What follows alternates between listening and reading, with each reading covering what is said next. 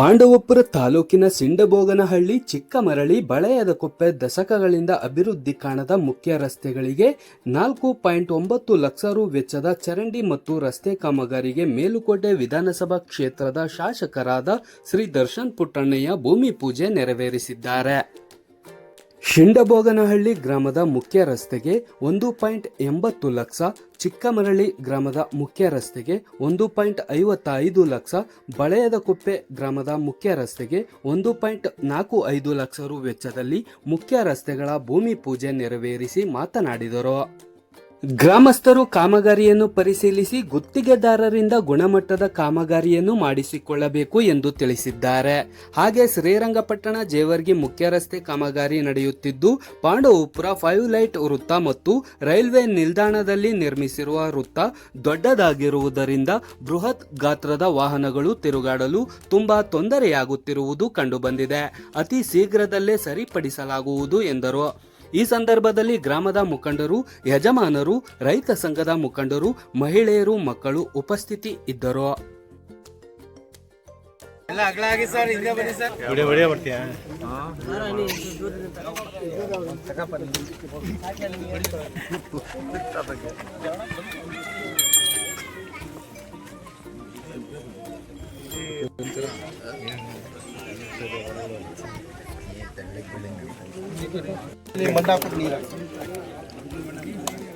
ಸಣಕ ಅಲ್ಲ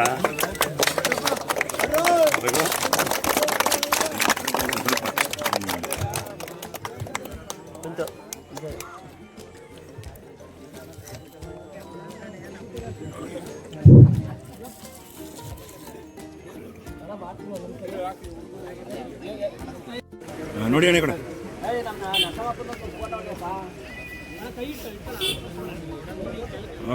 ಓಕೆ ಘೋಷಣೆ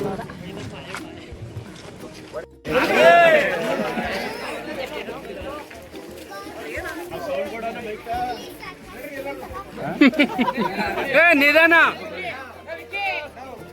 ನಿಧಾನ ನಿಧಾನ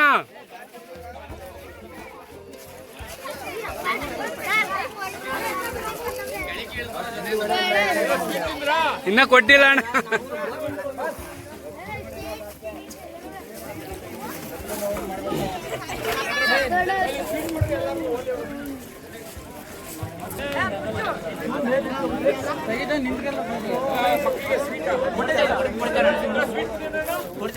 ಲಕ್ಷ ವೆಚ್ಚದಲ್ಲಿ ಏನು ಊರೊಳಗಡೆ ಬರೋ ರಸ್ತೆ ಮತ್ತೆ ಊರ್ ಒಳಗಡೆ ಇರೋ ರಸ್ತೆ, ಏನು ನಮ್ಮ ಹಬ್ಬ ಪ್ರಯುಕ್ತ ಏನು ಮುಂದಿನ ತಿಂಗಳು ಹಬ್ಬ ಐತೆ, ಅಷ್ಟೊತ್ತಿಗೆ ರಸ್ತೆ ಮಾಡಬೇಕು ಅಂತ ಎಲ್ಲರೂ ಕೇಳ್ಕೊಂಡಿದ್ರು. ಅದ್ರ ಪ್ರಕಾರ ಊರು ಒಳಗಡೆ 80 ಲಕ್ಷ ರೂಪಾಯಿ ವೆಚ್ಚದಲ್ಲಿ ಇನ್ನೇನು ದೇವ್ರ ಹೋಗೋ ರಸ್ತೆ ಯಾವುದೈತೆ ಅದರಲ್ಲಿ ರಸ್ತೆ ಕಾಮಗಾರಿನ ಶುರು ಮಾಡಿದ್ವಿ.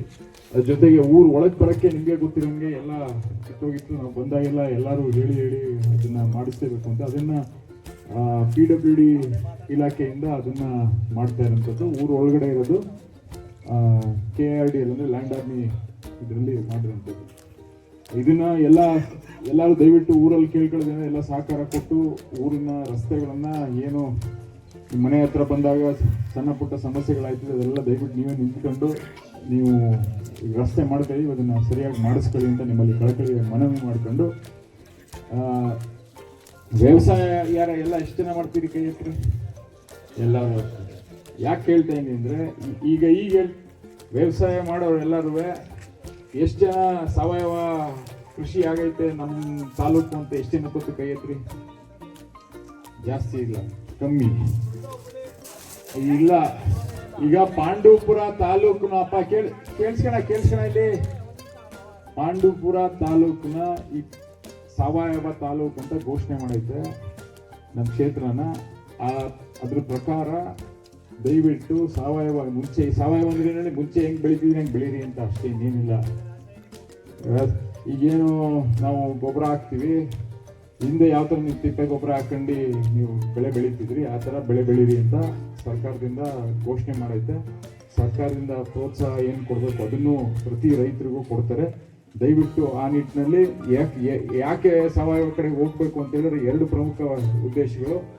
ಮೊದಲನೇದಾಗಿ ನಮ್ಮ ಆರೋಗ್ಯ ಸರಿಯಾಗಿರ್ತದೆ. ನಾವು ಏನು ಬೆಳೆ ಬೆಳೀತಾ ಇದೀವಿ ಅದರಿಂದ ಆರೋಗ್ಯ ಸರಿಪಡಿಸ್ಕೊಳ್ಳೋಕೆ ಸಾಧ್ಯ ಆಯ್ತು. ಇವಾಗ ನಿಮಗೆ ಗೊತ್ತಿರೋಂಥದ್ದು, ಯಾವ ಆಸ್ಪತ್ರೆಗೆ ಹೋದ್ರೆ 2 ಲಕ್ಷ 3 ಲಕ್ಷ ಅಂದರೆ ಮನೆಗೆ ಬರೀಕಾಯ್ತು. ಆರೋಗ್ಯ ಕುಸಿತ ಐತೆ ಎಲ್ಲರಿಗೂ. ಎರಡನೇದು, ಆರ್ಥಿಕವಾಗಿ ನಮಗೆ ಸಾವಯವ ಕೃಷಿ ಮಾಡೋದ್ರಿಂದ ಅದಕ್ಕೆ ಬೆಲೆನೂ ಜಾಸ್ತಿ ಸಿಗುತ್ತೆ. ಅದರಿಂದ ದಯವಿಟ್ಟು ಅದಕ್ಕೆ ಸಹಕಾರ ಇಲ್ಲ, ಅದು ಈಗ MSP ಗಿಂತ ಜಾಸ್ತಿ ಕೊಡ್ತಾರೆ.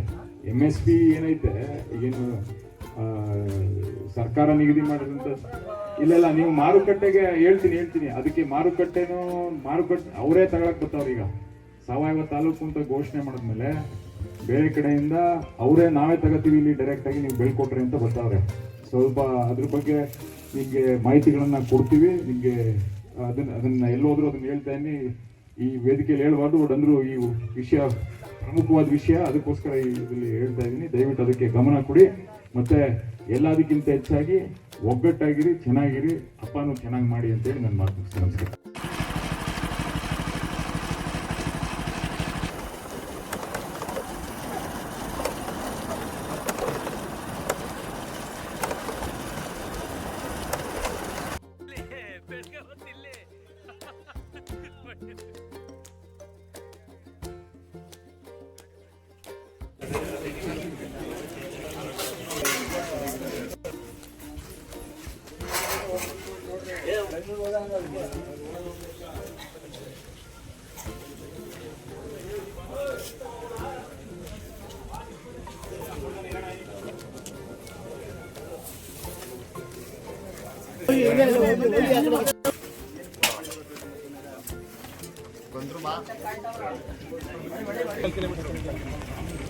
ಮುಂದೆ ಬರ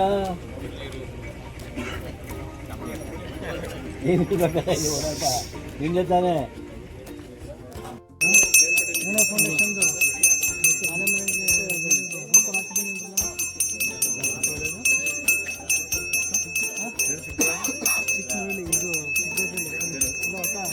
ಫೋನ್ ಮಾಡೋದ ಮೇಡಕ್ಕೆ.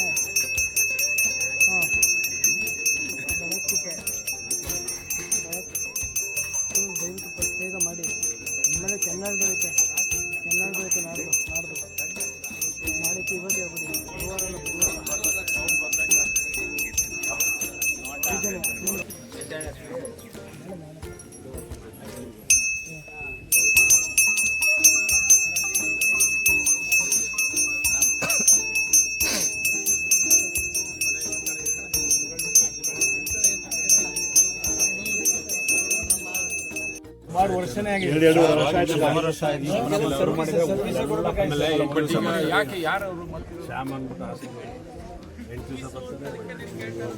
ಅದೇ ಸರ್, ನಾನು ಫೋನ್ ಮಾಡಿ ಇದೊಂದು ಓದು ಆಮೇಲೆ ಮೊನ್ನೆ ಫಿಲ್ಟ್ರು ನೀರಿಗೆ ಸರ್ ಹೊರಗಡೆ ಹೋಯ್ತಿದ್ದಾರೆ. ನಮ್ಮೂರ ಹೊರಗಡೆ ಹೋಯ್ತಿದ್ದಾರೆ. ಇರುಮರಳಿ ಚಿಕ್ಕಡೆ ಎಲ್ಲ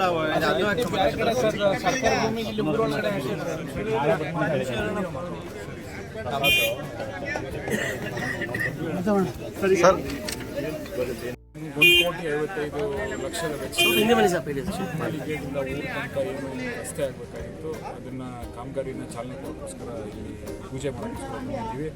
ಇದು ಹಲವಾರು ದಿನಗಳಿಂದ ಸುಮಾರು ಜನರು ಊರಿಗೆ ಬರೋಕ್ಕಾಯ್ತಿಲ್ಲ ಅಂತಿತ್ತು. ಇದು ಮೇಲ್ಗಡೆ ನುಗ್ಗಳಿ ರಸ್ತೆ ಮಾಡಿದ್ವಿ. ಅದನ್ನು ಏನು ಕಂಪ್ಲೀಟ್ ಮಾಡಬೇಕಿತ್ತು ಅದನ್ನು ಕಂಪ್ಲೀಟ್ ಮಾಡೋಕ್ಕೋಸ್ಕರ ಇದೊಂದು ಶುರು ಮಾಡೋಕ್ಕೆ ಹೋಗಿದ್ವಿ. ಜೊತೆಗೆ ಚಿಕ್ಕಮರಳಿ ಊರೊಳಗಡೆ ಸಮಸ್ಯೆಗಳ ಬಗ್ಗೆ ಹೇಳಿದ್ದಾರೆ. ಅದಕ್ಕೆ ಏನು ಸಮಸ್ಯೆ ಇದೆ ಅದನ್ನು ಪಿಡಿಗಳ ಹತ್ರ ಮಾತಾಡಿದ್ವಿ. ಅದನ್ನು ಏನು ಸರಿಪಡಿಸ್ತೀವಿ. ಇನ್ನೂ ಊರೊಳಗಡೆ ಹಿಂದೆ ರಸ್ತೆ ಒಂದು ಆಗಿತ್ತು, ಹಿಂದೆ ರಸ್ತೆ ಕಾಮಗಾರಿ ಮಾಡಿದ್ದಾರೆ. ಇನ್ನೂ ಕಂಪ್ಲೀಟ್ ಆಗಬೇಕಾಗಿರೋಂಥದ್ದನ್ನು ಮುಗಿಸ್ತೀವಿ. ಬಟ್ ಇವಾಗ ಚಾಲನೆ ಕೊಡೋಕ್ಕೆ ಬಂದಿರೋದು ಇಲ್ಲಿ ಊರು ಗೇಟಿಂದ ಸುಮಾರು ದಿನದಿಂದ ಆಗಿಲ್ದಿರೋಂಥದ್ದು ಸುಮಾರು ಸಮಸ್ಯೆಗಳಿದ್ವು. ಅದನ್ನು ಏನು 5.5 ಮೀಟ್ರು ರಸ್ತೆ, ಟೋಟಲ್ 9 ಮೀಟ್ರು ಬಿಡ್ತದಲ್ಲಿ ರಸ್ತೆ ಬರ್ತದೆ. ಅಂದರೆ ಆ ಕಡೆಗೆ ಶೋಲ್ಡರ್ ಸೇರಿಸಿ ಹೇಳಿದ್ದಾರೆ. ಈ ರಸ್ತೆ ಕಾಮಗಾರಿ ಚಾಲನೆ ಈಗ 9 ಅಡಿ 9 ಏನಿದೆ ಅದನ್ನು ಏನು ಸರ್ವೆ ಮಾಡಿಸಿ ಒತ್ತುವರಿ ತರಿಸಿ 9 ಮೀಟ್ರು ಅಗಲ ಮಾಡಿ ಮಾಡಿಸ್ಬೇಕು. 5.5 ಮೀಟ್ರು ಕಾರ್ ಬರ್ತದೆ. ಮಿಕ್ಕಿದ್ದು 9 ಮೀಟ್ರು ಟೋಟಲ್ ಆ ಕಡೆ ಡ್ರೈನಲ್ಲ. ಓಕೆ ಇದು footpath okay sir, thank you.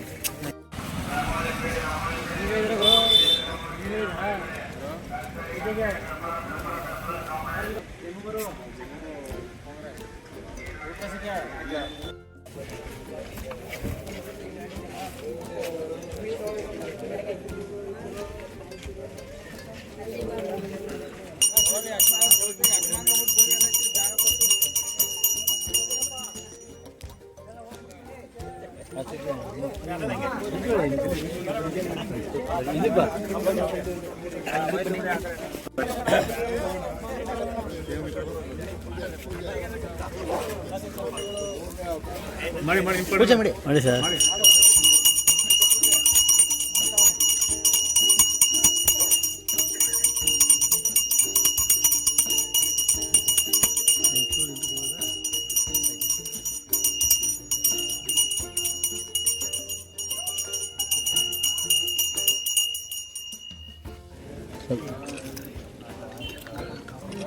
ನೋಡಿ ಈ ಕಡೆ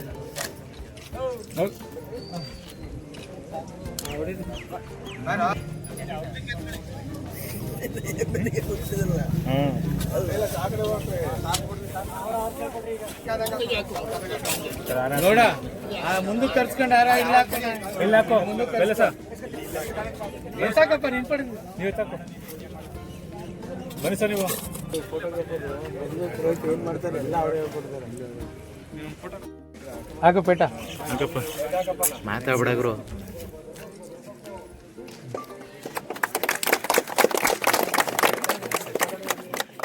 ಹಾಕಿಲ್ಲ ನಿಂತ ಕಡೆ ಹಿಂಗೆ ಹಂಗೆ ಫೋಟೋ ರಾಜ್ಕುಮಾರ್ ಮಾಡ್ಬಿಟ್ರೆ ಸೈಡ್ ಬನ್ನಿ ಹಿಂಗೆ ಸೈಡ್ ಬಣ್ಣ ಹಂಗೆ ಎಲ್ಲಾರು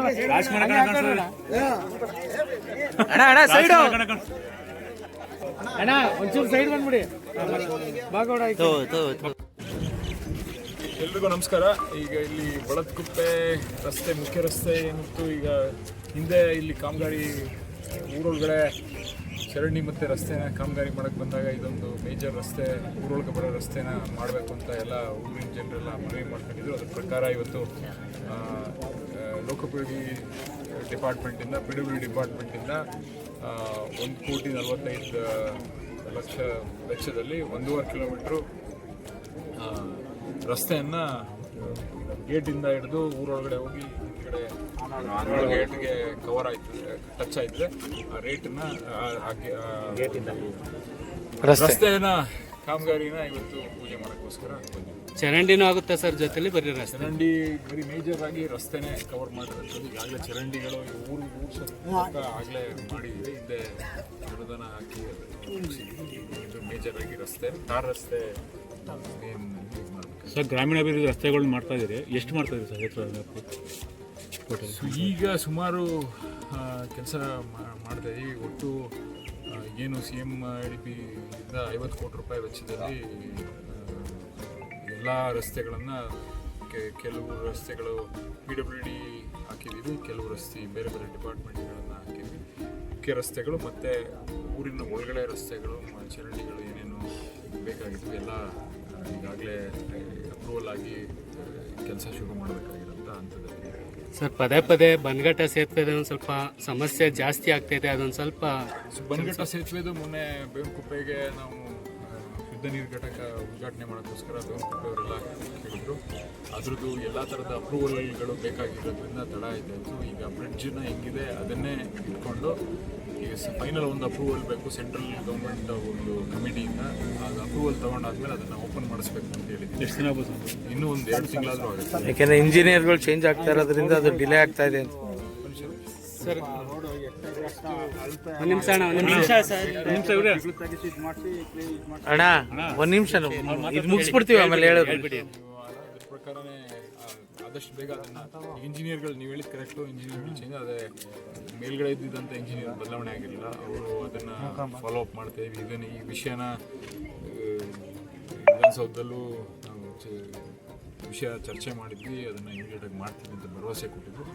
ನಾವು ಅಂದ್ಕೊಂಡ್ವಿ ಇದನ್ನು ಡೆಮಾಲಿಷ್ ಮಾಡಿ ಹೊಸ್ದಾಗಿ ಕಟ್ತಾರಂತ ಅನ್ಕೊಂಡಿದ್ವಿ. ಬಟ್ ಎಲ್ಲ ಥರ ಟೆಸ್ಟ್ಗಳನ್ನು ಮಾಡಿ ಇದನ್ನೇ ಶುರು ಮಾಡ್ತೀವಿ ಅಂತ ಹೇಳಿದ್ವಿ. ಸರ್, ಪಾಂಡುಪುರ ಪೈಲಟ್ ಸರ್ಕಲ್ ಅಲ್ಲಿ ಸರ್ಕಲ್ ತುಂಬಾ ಹೆವಿ ಗಾಡಿ ಬಂದ್ರೆ, ಲಾಂಗ್ ಗಾಡಿ ಬಂದ್ರೆ ಟರ್ನಿಂಗು ಸಮಸ್ಯೆ ಆಗ್ತೈತೆ. ಅದೊಂದು ಸ್ವಲ್ಪ ಅದು ಮತ್ತೆ ರೈಲ್ವೆ ನಿಲ್ದಾಣ ಇದೆ. ಅದು ನಿನ್ನೆನು ನಾನು ನೋಡಿದೆ, ಸುಮಾರು ದೊಡ್ಡ ಗಾಡಿಗಳು ಯಾವುದು ಟರ್ನ್ ಮಾಡೋಕ್ಕೆ ಸೊ ಅದು ಸರ್ಕಲ್ ಸ್ವಲ್ಪ ಸಣ್ಣದು ಮಾಡಬೇಕು. ಸರ್ ರೈಲ್ವೆ ನಿಲ್ದಾಣ ಕೂಡ ಅದ್ರದ್ದು ತುಂಬ ದೊಡ್ಡದಾಗಿದೆ. ಅಲ್ಲೂ ಸಿಕ್ಕಾಪಟ್ಟೆ ಬಸ್ಗಳು, ಕೇರ್ಪೇಟೆ ಕಡೆ ಹೋಗೋ ಬಸ್ಗಳು, ಪಾಂಡುಪುರಕ್ಕೆ ಹೋಗೋ ಬಸ್ಗಳು ಇದೆಲ್ಲ ಇದೆ. ಅದು ಸುಮಾರು ದೊಡ್ಡದಿದೆ. ಅದ್ರ ಜೊತೆಗೆ ಈಗೇನು ಬ್ರಿಡ್ಜ್ ಇದೆ, ಅದ್ರ ಜೊತೆಗೆ ಅದನ್ನು ಚರ್ಚೆ ಮಾಡ್ತೀವಿ ಯಾವ ಥರ ಸರಿಪಡಿಸ್ಬೇಕು ಅಂತ. ಅನ್ಸೈಂಟಿಫಿಕ್ ಆಗಿ ಅದು ಯಾವ ಥರ ಡಿಸೈನ್ ಮಾಡ್ತಾರೋ ನನಗೆ ಅದು ಆಶ್ಚರ್ಯ. ಸರ್ಕಲ್ದು ಒಂದು ಸ್ವಲ್ಪ ನೋಡ್ಬಿಟ್ಟು ಒಂದು ಸ್ವಲ್ಪ ಆದಷ್ಟು ಬೇಗ ಅದನ್ನ ಗಮನ ಹರಿಸಿ ಹೇಳಿದ ಕರೆಕ್ಟ್. ಡೈಲಿ ಆಮೇಲೆ ಇದು ಮಂಡ್ಯ ಇದು ರಾಜ್ಕುಮಾರ್ ಸರ್